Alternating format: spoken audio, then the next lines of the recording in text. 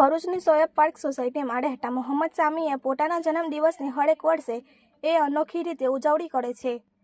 મોહમ્મદ સામીએ કોવિડના સમયમાં 1000થી વધુ માસ્કની વહેંચણી કરી લોકોને જાગૃત કર્યા હતા.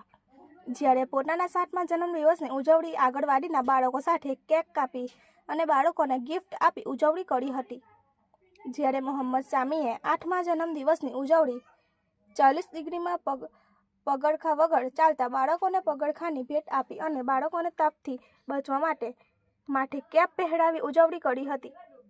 જ્યારે આજરોજ મોહમ્મદ સામીનો પોતાનો 9મો જન્મદિવસ હોવાથી તેણે પોતાના જન્મદિવસની ઉજવણી સિવિલ હોસ્પિટલની પાછળ આવેલી સેવા યજ્ઞ સમિતિમાં રહેતા લોકો સાથે કરી હતી અને ત્યાં રહેતા લોકોને આઈસ્ક્રીમ આપી ઉજવણી કરી હતી.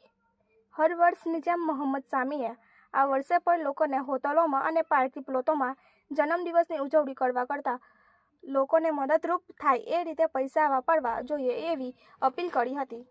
રિપોર્ટર અઝહર પઠાણ, ગુજરાત અદ્ભુત ન્યૂઝ ગુજરાતી, ભરૂચ.